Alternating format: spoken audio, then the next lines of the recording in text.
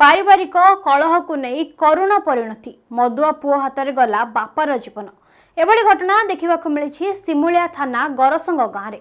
सूचना अनुसार 4 दिन धरी बापा प्रभाकर बेहेरा मां चंपा बेहेरा निखोज घटना को नहीं झील ममता मल्लिक सिमुलिया थाना रे अभियोग करथिले एवं भाई रमेश बापा को मारिदे पोति देथिबा से संदेह करी पुलिस को जणाइथिले। तेबे ममता अभियोग क्रमे सिमुलिया पुलिस तदंत आरंभ करथिला। रमेश बापार शव को घर पछपट बिलरे पोति देथिबा नै पुलिस कोनोसी सूत्ररु खबर पाइथिला।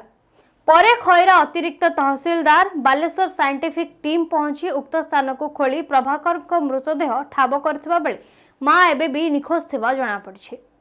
Bureau report Niladri show media. एभली खबर पई हम चैनल को लाइक शेयर और सब्सक्राइब करंतु। रहउछि नमस्कार।